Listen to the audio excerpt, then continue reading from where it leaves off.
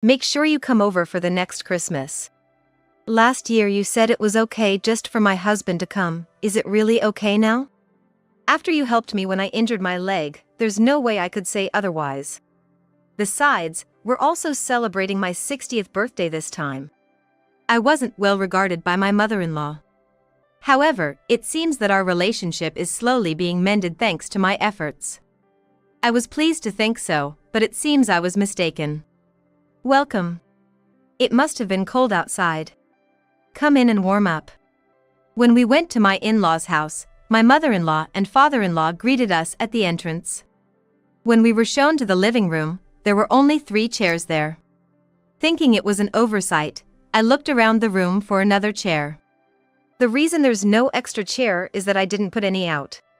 Today, you're obviously in charge of helping out. You've done chores here before, so you know the drill, right? Get ready quickly. We're also celebrating my 60th birthday, so no shabby meals, please. I suppose you'll also tell me to do the laundry and cleaning, right? Oh, that makes things easier. I'm 60 now, so I'm slow and can't get around much. It really helps if you can do it. I managed to do everything my mother-in-law asked for. The cleaning and laundry were perfectly done, and in front of me, not only the dishes but also my mother-in-law's favorite pies and other meals were lined up. My mother-in-law wanted to find fault with me by making unreasonable demands. While looking at the food, she searched for something to complain about. But it seems she couldn't find anything, and she looked at me with a frustrated expression. That's right, I also bought a gift. Give it to her. Told by my husband, I handed the prepared gift to my mother-in-law. The gift was a brand name wallet, so there should be no complaints about it. However, when my mother-in-law saw the wallet, her expression suddenly changed. This wallet costs about $400, doesn't it? Yes, it does. Why is it the same value as what you'd give my son? I heard from a friend that they got a trip for their 60th birthday gift. Shouldn't you do something similar for me? My mother-in-law finally found a point to complain about and started to berate me in a nagging tone. For the past 4 years, I've been gradually accumulating grievances from my mother-in-law, and this past year, in particular, I was treated terribly. What others do is their business, not ours. I don't care if a friend got a trip as a gift. I just hope that receiving something equivalent to what my father-in-law got is good enough. I'm gradually losing my patience. I'm leaving. I decided to give up on my relationship with my mother-in-law. What's with that attitude? Go on, leave. You're giving me such a cheap thing because you only graduated from high school. Ethan, you should have married someone decent. Maybe you should divorce her now? Even I, usually patient, lost it at my mother-in-law's words. But my father-in-law, who is normally mild-mannered, is more so. I am Ava. At 28, I have been working in an office job since graduating. My husband, Ethan, is a hard-working planner at an advertising agency. We met through a mutual friend and got married 3 years ago. We don't have any children yet. My husband is very kind, and our marital life has been smooth, with never a major argument. Even our most recent spat was trivial. Hey, the jar has been left out on the table. Sorry, I forgot. I'll fix it. Be careful next time. Don't you think you could say that nicer? Such a trivial matter, and 30 minutes later, we had both forgotten about the issue and were sitting together on the living room sofa, watching TV. Our married life is without any problems and is going smoothly. However, there are a few difficulties with my relationship with my mother-in-law. I think it started from the time of our marriage introduction. About my mom, don't take her too seriously. What? What do you mean? Well, you'll understand when you meet her. She has a bit of a unique sense of values.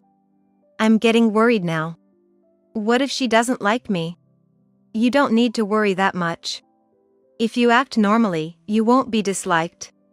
As my husband drove us to his parents' house, he tried to ease my sudden anxiety. It's a typical pattern to be disliked by the mother-in-law at the first meeting and become the target of nagging. I was worried that such a textbook scenario might unfold as we were driving. my heart racing with anxiety. When we arrived at the in-laws' house, my anxiety intensified. Standing in front of the entrance, I felt sick.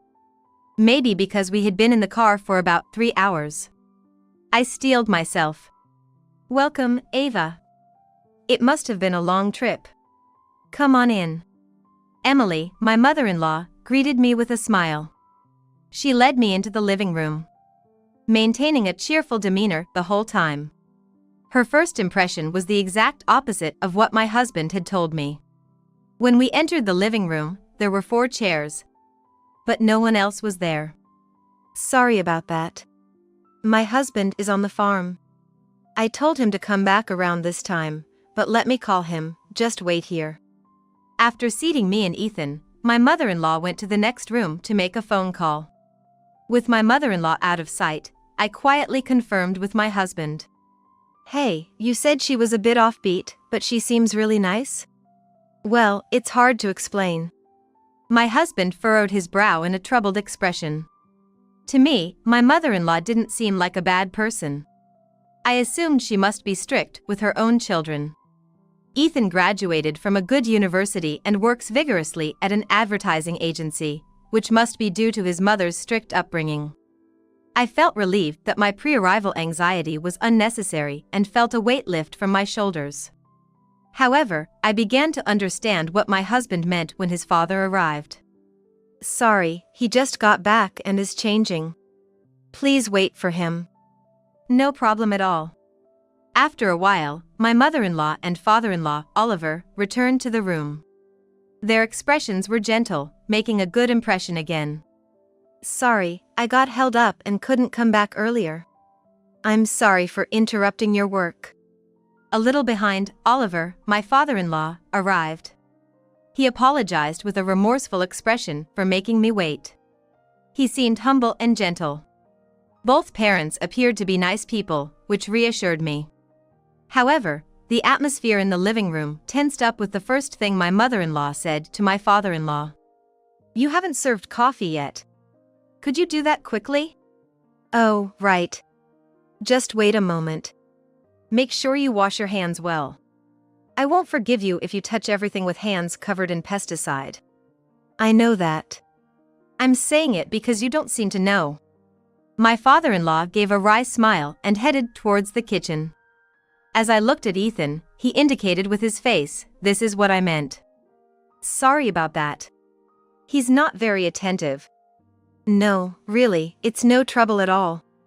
While my mother-in-law had a stern face towards her husband, she turned to me with a smile almost too quickly, leaving me bewildered by her rapid change of emotions. "Sorry for the delay. Ethan told me you don't drink coffee without milk, so I prepared it with milk. I hope that's all right. This biscotti goes well with it, so please have some." "Only one type of snack?" "Well, there are a variety of flavors, so this should be fine." "Don't you get tired of the texture if there's not more variety?" "Hey, Mom." "What?" "Mom, that's a bit too much, don't you think?" My husband tried to admonish his mother, but quickly backed down under a bit of pressure. I thought the atmosphere had turned sour, so I quickly joined the conversation. "Thank you, Oliver. I like both coffee and biscotti, so it's fine." "I'm sorry, Ava, for making you feel uncomfortable." My head was spinning. Despite the warning from Ethan that his mother needed careful handling, my first impression was very positive. But it seems she is quite harsh with her father-in-law. Although my mother-in-law said he was not attentive, he seemed very considerate. Despite his proper behavior, my father-in-law just obeyed without complaint. I had many questions, but it wasn't appropriate to ask too much during a first meeting at the engagement introduction. I tried to keep the peace and prayed for time to pass quickly. Once the marriage introduction was over, and we left my in-laws' house to get into my husband's car, I felt a sudden release from the weird tension and was overwhelmed by fatigue. In the car on the way back, I asked my husband about the situation. "What was that about? Why is your mom so harsh with your dad? It seems like your dad doesn't say anything back to her." "Well, a long time ago, my dad had a small motorcycle shop. But it went under, and he ended up with debts in the hundreds of thousands. It was just before I was born, so about 30 years ago. So did your dad become a farmer because of that? Yes. My mom's parents were flower farmers. They only had my mom for a child, and there was no one else to continue the family business. They actually planned to end it with their generation, but when Dad's shop closed, they asked him to take over, so he became a flower farmer. It sounds like everything turned out okay, but how did that lead to the current relationship between your parents? Well, in the process of taking over my grandparents' job, they took on his debts. According to Dad, that started this whole thing where my mom would say, "You're only able to work because of my parents, the land was theirs. They took on your debts, so you better work hard to repay that favor," and she started holding it over him. I could understand if your grandparents said that, but why does your mom say it? It's really baffling. That's why I said she has an offbeat sense of values. Plus, my mom has a tough personality and my dad tends to avoid conflict, so that's how their relationship has ended up. Even though he's easygoing, he's put up with this for 30 years? I didn't really want to talk about this, but when my grandparents passed away, my mom took advantage of his gentle nature and forcibly put the farmland and house in her name. Now everything is in her name, so my dad can't say anything. It seems like she controls all the money at home too, and Dad doesn't get much allowance. His only pleasure now seems to be buying a cheap bottle of whiskey. Oh, I see. While I said I understood, I wasn't fully convinced. But I thought it inappropriate to question someone else's family matters, especially since I'm not yet married into the family, so I forcibly convinced myself to accept it. Wasn't Ethan also afraid of your mom? It showed, huh? She was really strict, a real tiger mom. Because of her personality, I was always getting yelled at, and I still find it hard as an adult. But now that the marriage introduction is over, we only visit home maybe once a year, so don't worry about us. Ethan then focused back on driving. Having grown up seeing his parents' dynamic, he probably thinks it's normal. And since my father-in-law has always listened to my mother-in-law, he probably thinks it's okay to continue this way. However, I couldn't help but be concerned about the power dynamics in this family. Presumptuous as it may be, I thought to myself that once we're married, I'd try to improve the family dynamics. During our first Christmas after getting married, Ethan and I visited his parents. Welcome. It must have been crowded. Come in and warm up. My mother-in-law greeted us at the entrance with a smile. Her impression remained unchanged and positive. When we went into the living room, there were 4 chairs, but my father-in-law wasn't there. Where's Dad? He's out working. A farmer's schedule doesn't change for summer, winter, clear or stormy weather. Do flowers grow even in winter? There's a small greenhouse. But there's not much to do, so he should be back soon. As we sat down, today my mother-in-law made coffee for us. But thinking of my father-in-law working outside in the cold Christmas's weather made me hesitant to reach for the warm coffee. After a while, my father-in-law returned. Oh, you're already here. Merry Christmas. Despite the chill in the greenhouse, my father-in-law was rubbing his hands for warmth. To him, who had just finished a job, my mother-in-law threw some cold words. Can you run to the supermarket? Didn't the food get delivered? Just the meal will get boring, won't it? Go shopping for some side dishes for dinner tomorrow and the day after. Mom, I saw the supermarket was closed on the way here. The local one is closed, but the next town over is open. Hurry and go. In this house, it seems like my mother-in-law's word is law. Even though my father-in-law had just entered the warm living room, he turned around to head back out to the entrance. Then I'll go too. I can help carry the bags. I blurted out these words as I watched my father-in-law's back. Going shopping together would be a good chance to talk. That's what I thought, but I was immediately stopped by my mother-in-law. Ava, you should relax. It's a holiday after all. I had just lifted myself slightly from the chair but sat back down. It's okay. I'll be back soon. No, really, I'll go. Come on, I said it's fine. Unable to bear it any longer as my father-in-law was about to leave with a smile, I quickly stood up and pretended not to hear my mother-in-law as I briskly walked to the entrance. I could hear the soft tapping of my father-in-law following behind. Once at the entrance, I was suddenly unsure if my decision was right. Thanks for coming with me. It really helps. I was thinking of buying some whiskey. It's a bit tough to manage along with other items. Then I'll carry the alcohol. No, I'll carry the alcohol, you just handle the vegetables and such. What I learned shopping with my father-in-law was that he was exactly as kind as he had seemed at our first meeting. He was incredibly considerate. It seems that my mother-in-law is the one who disrupts the harmony. Welcome back. Thanks for your hard work. When we returned home, my mother-in-law looked at me with a piercing gaze. She was clearly upset that I ignored her and went shopping with my father-in-law. Looking at my husband sitting across from my mother-in-law, his expression was gloomy. It seemed he had been scolded by her because of what I did. I felt guilty about that. However, thanks to my husband's sacrifice, I had gotten closer to my father-in-law. Changing my relationship with my mother-in-law would now be my goal. It was the second Christmas since our marriage. The day had come to visit my in-laws again. This time, it was also to celebrate my father-in-law Oliver turning 60. Here you go, Oliver.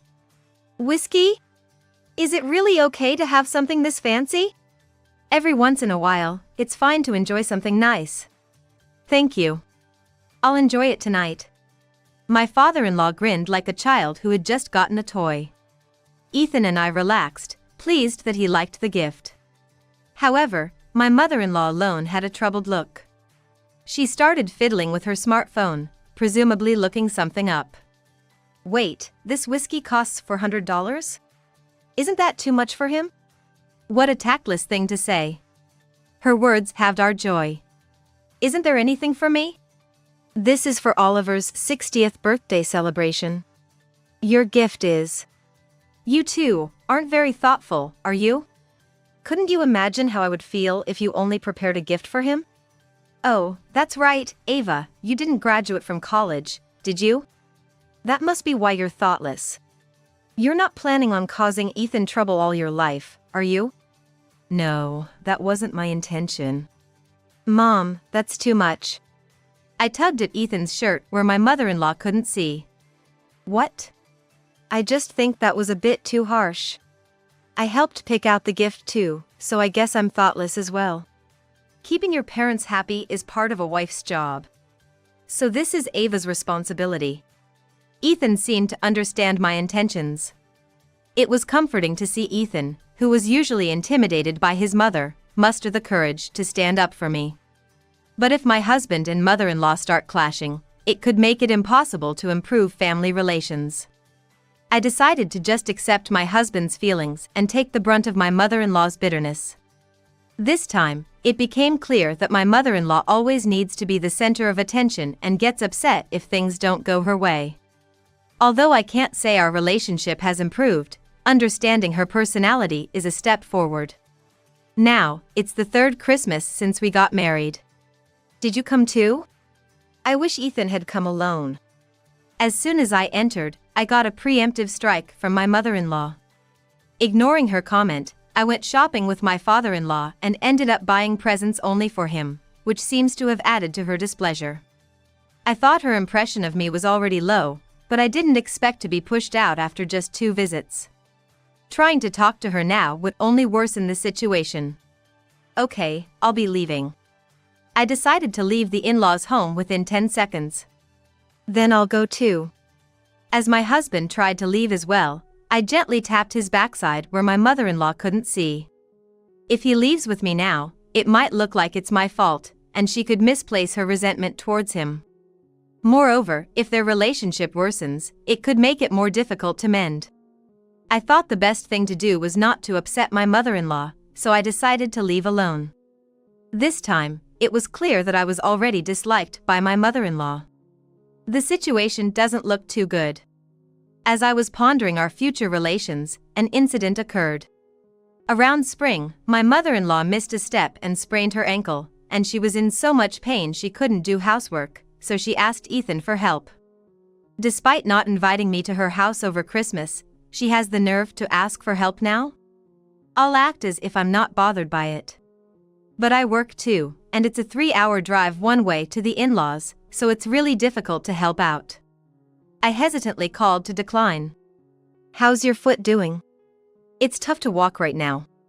My husband's been helping me with housework. But he has work, you know? So I was hoping maybe Ava could help out a bit. I'm sorry, but I also have work, so it's difficult for me to come over. You have weekends off, right? Could you come just for the weekends? Even just on weekends would really help us. Plus, I think my foot will be better in 2 weeks. 2 weekends, 4 days total? Well, that might be doable. Thank you, that really helps. I'll see you next Saturday then. After hanging up, I felt like I had been smoothly manipulated by my mother-in-law. However, helping her now might significantly advance the repair of our relationship. I decided not to overthink it since it could be beneficial for me too. Sorry to have you come all this way. My husband isn't much help.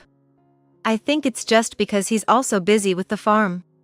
Well, maybe. Since you're here and it's difficult to say, could you come a bit earlier next time? I left home at 7 this morning. So it's already 10 o'clock? I'd like you to come by 8. That would mean leaving at 5 in the morning. Is 5 o'clock too early for you? Her way of asking sounded more like a command. I came to my in-laws hoping it would help mend our relationship. So, I couldn't refuse her command here. All right. I'll try to come by 8 next time. Thank you, that really helps. Now, I'll tell you what I need done today. I started to find my mother-in-law's occasional smiles frightening. I began to understand why my husband and father-in-law simply complied with her demands. She seems able to pinpoint and exploit people's weaknesses. I feel like she has already spotted my reluctance to make a bad impression. The chilling part is not knowing exactly when she realized this. Being allowed into her home, I was clearly treated like a housemaid. Cleaning, laundry, cooking were given, and I even had to organize a storage room and rearrange the living room. Ava, are you okay? Your hands are trembling. Oh, yes, just from moving stuff around in the storage room and rearranging the living room. That's right. Ava has done a great job. The storage room is clean, and the living room feels more comfortable with a couch, TV, and shelves rearranged, don't you think? Well, that's good to hear. It's okay. If you take a shower and sleep, you'll recover from the fatigue. I showed a smile to my father-in-law to keep him from worrying and continued eating dinner while trying to suppress my trembling. After dinner, when I finished cleaning up the dishes, my first day of helping out was finally over. Then I received some harsh words from my mother-in-law. Thanks for your hard work. So, from tomorrow, make sure you're here by 8 a.m. Come by 8? Tomorrow is Sunday, so you're coming, right? Or were you planning to stay over? The round trip is tough since it's 6 hours, so I brought some change of clothes thinking I'd stay over. How presumptuous. This is why people who didn't go to college. Education has nothing to do with it. I was a bit annoyed but knew better than to get angry. I decided to just go home, trembling as I drove. I got home around 11 p.m. What happened? You're back? Yeah. Your mom told me to go home. I'll tell you the details later. I'm too tired now and need to get up early tomorrow, so I'm going to take a shower and go to bed. After nodding off in the bathroom, I dove straight into bed. I wish I could sleep like a log, but I have to be up by 5 a.m. I managed to get a bit of sleep before heading back to my in-laws. Today, please bundle up the stuff we sorted yesterday for trash collection. There's also a room with a broken screen door, so call someone to fix it. Oh, and the farmer next door gave us some beautiful bamboo shoots. Use them for dinner. Seeing the big bamboo shoots wrapped tightly in the kitchen, I honestly thought it was a hassle. Normally, I wouldn't think such things. Fatigue really does change a person. But I noticed a few things yesterday and today. My mother-in-law's foot injury doesn't seem as bad as she claimed. While I was doing chores, she hardly moved from the living room. But occasionally, I saw her walking to the bathroom. She walked briskly as if nothing was wrong. The shock of seeing her run to the bathroom during a TV commercial break was immense. My father-in-law, who supposedly couldn't do the housework because of his sore foot, had been helping out, and I was supposedly called to assist because he was unreliable. However, according to him, he's been helping around the house as usual. My mother-in-law does do some chores, but only the bare minimum. She cleans her main living areas like the living room and bedroom, but leaves the rest to my father-in-law because he gets home late from work, so she cooks her own meals. Essentially, she only does chores that benefit herself.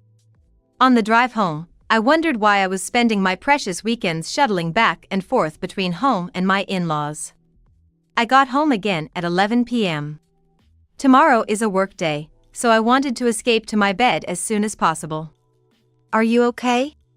Continuously commuting back and forth is too much. Next time, I'll just get a hotel there. If it's too hard, you don't have to go. But it's a 2-week promise, right? Just 2 more days and it's done. If I quit halfway, it'd look like I'm running away, right? So, what? What's wrong? Nothing, it's nothing. I realized that my mother-in-law's injury wasn't serious, and that she only does minimal housework that directly benefits herself. Yet, I felt compelled to do everything she asked. It seems I've become just like my husband and father-in-law, mindlessly obeying her. I almost got completely brainwashed. For now, I'll just get through this help, but afterwards, I really need to rethink how I interact with her. Eventually, my help turned into a month-long ordeal. Right after it ended, she contacted my husband again. Now, she's asking for money. Having reevaluated how to deal with her, I knew this was something I had to firmly refuse. I decided to make the call on behalf of my husband. What do you mean you won't give us money? Isn't your father working hard? I heard the farm is quite substantial, and the income is decent. I only need $600 a month. My husband plans to keep working, but the income isn't reliable. I'm worried about saving for our old age. So, I'd appreciate a little help to supplement our living expenses. In that case, why don't you try working first? You don't help with the farm, nor do you have a part-time job, do you? Are you telling me to work? That's impossible. I don't see why it's impossible. If you really need financial help, try what you can first, and if it's still not enough, then we can discuss supporting you. Fine. Forget it then. She hung up, clearly angered. She gets upset over trivial things like not getting something for herself when it's my father-in-law's special occasion, or when denied money. It was natural for her to get angry when refused money. Until now, I've been trying to keep the peace to improve our relationship with her. But being too accommodating only made her take advantage of me, so from now on, I won't just comply blindly but will set clear boundaries. 6 months later, she called me directly. Make sure you come next Christmas too. Really? Last year, you said it was okay if only my husband came. How could I say such a thing after you helped me when I injured my foot? Besides, it will also be my 60th birthday celebration. I want you to celebrate with us. I felt faintly relieved after enduring a month as her maid. It seems my efforts were rewarded.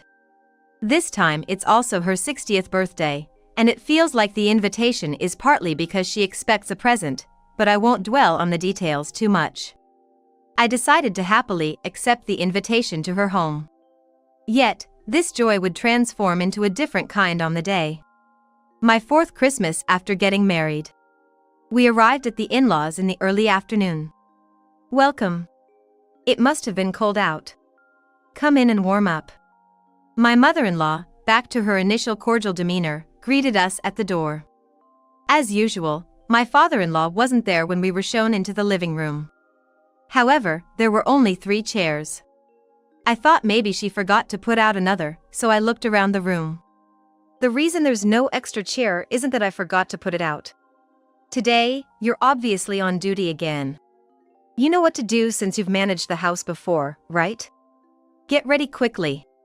It's also for my 60th birthday celebration, so no shabby meals, okay? Mom, enough is enough! I tugged on my husband's shirt secretly. I understand. You're going to tell me to do the laundry and cleaning too, right? Well, you're quick. I'm already 60, so it's hard to move around, and I can't keep up. It would really help if you could do it. Ava, then I'll help too. It's fine, I can handle it alone. My husband looked worried, but I was determined to manage everything perfectly to silence my mother-in-law.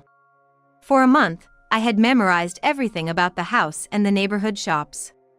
With a mental gong, I first tackled the challenging shopping for dinner. 4 hours later, I had managed to complete everything she demanded.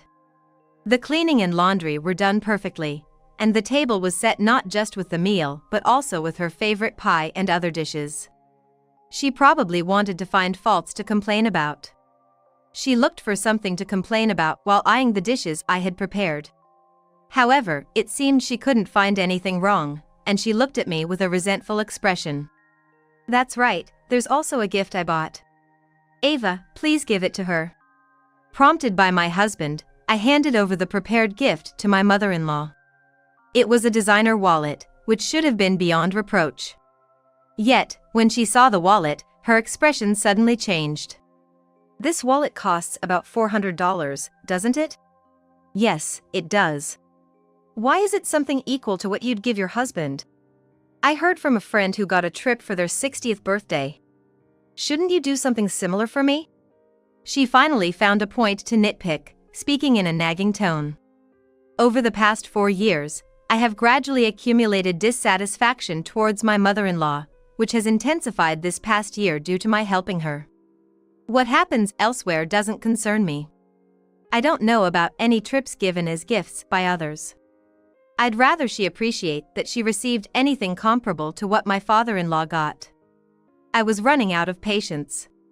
I'm leaving. I had decided to give up on my relationship with her. What kind of attitude is that? Go on, leave. You're giving me such a poor gift because you're just a high school graduate.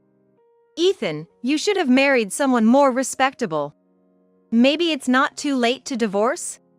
In her words, I even lost my temper. Enough is enough. I hadn't yet shouted at my mother-in-law, so I thought maybe it was just a voice in my head. But it was Ethan who spoke. Looking at him, he was glaring at her fiercely. Ethan, do you think it's okay to speak to your mother like that? Mom, you're the one treating Ava like a maid, not even considering her as your daughter-in-law. That's not true. I'm strict with Ava because she's Ethan's wife. No, you just don't like that Ava doesn't bend to your will. That's not true. I had never seen Ethan so angry. My mother-in-law also seemed panicked, clearly not used to Ethan standing up like this. Ethan seemed to tolerate a lot for himself, but he couldn't stand seeing me treated badly by my mother-in-law. I knew he had tried to defend me multiple times. But each time I stopped him to avoid a conflict between him and his mother. Just as I had accumulated grievances against her, Ethan had built up unprecedented dissatisfaction. Despite the situation, I secretly rejoiced that Ethan was angry on my behalf. Come on! Ethan's starting to say such things. Act like a father and say something firm.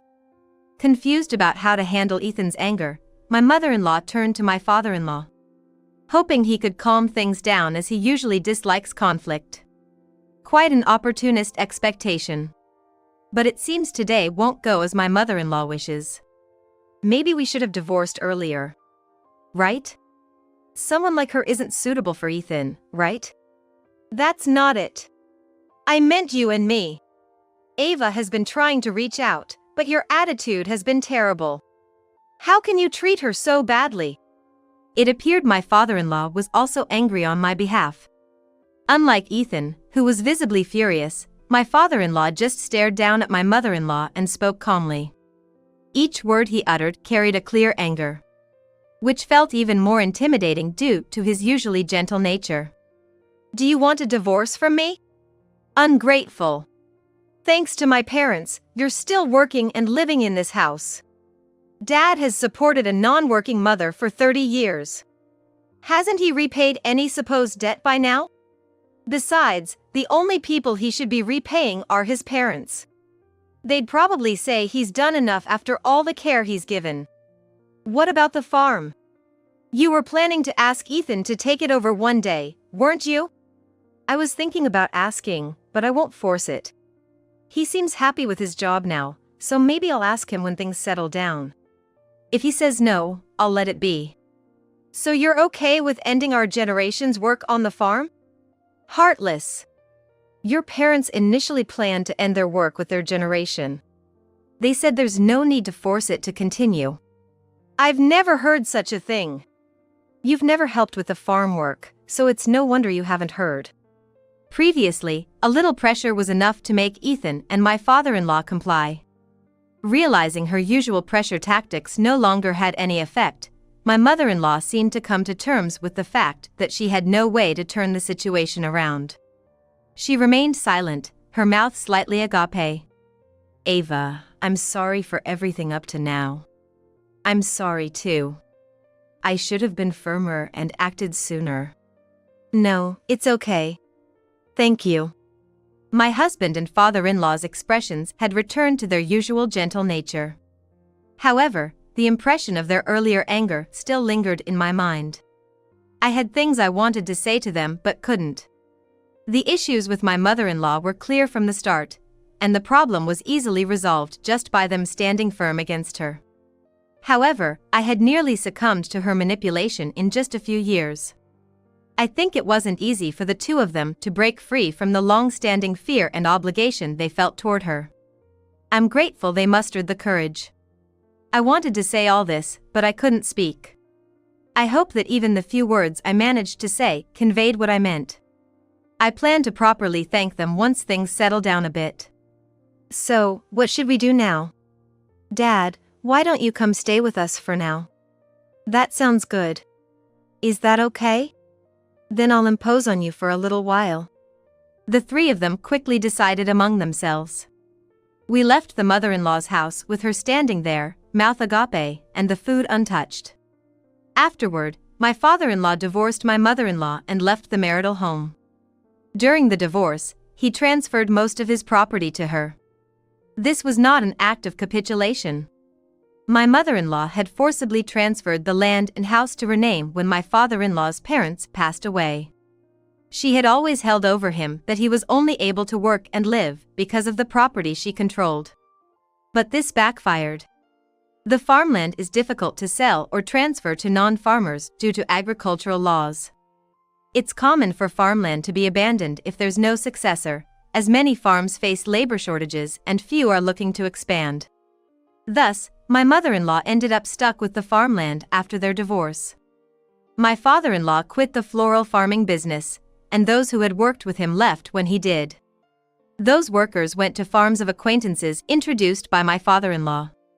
Now alone, my mother-in-law must manage the farm, but with only minor experience helping out as a student and now being past her 60th birthday, it's unlikely she can handle it. But she can't easily relinquish the land either. If she keeps it, she must manage it. She's ended up with a tremendous burden. Additionally, she had always spent freely without working. There was a time she asked for financial help from us because she claimed my father-in-law's income was unreliable, but in truth, she had simply overspent. She isn't completely out of money, but her savings aren't substantial. This indeed makes her old age uncertain. At 60, she's still of an age to work. But having relied on my father-in-law all her life and with only a few years of work experience, it's unlikely she'll find employment now. Currently, she's living off her modest savings. I wonder what she plans to do once the money runs out. My husband and father-in-law have no intention of helping her, and I'm not interested in what happens to her either. My father-in-law has started working at a vegetable farm owned by an acquaintance. Though the crop has changed from flowers to vegetables, his agricultural knowledge and experience easily transfer, allowing him to work without much trouble. He earns enough to support himself. He lives alone by choice now, but we are always ready to support him if needed. Our married life continues unchanged. Well, there's one significant change. I'm pregnant, so our family is growing.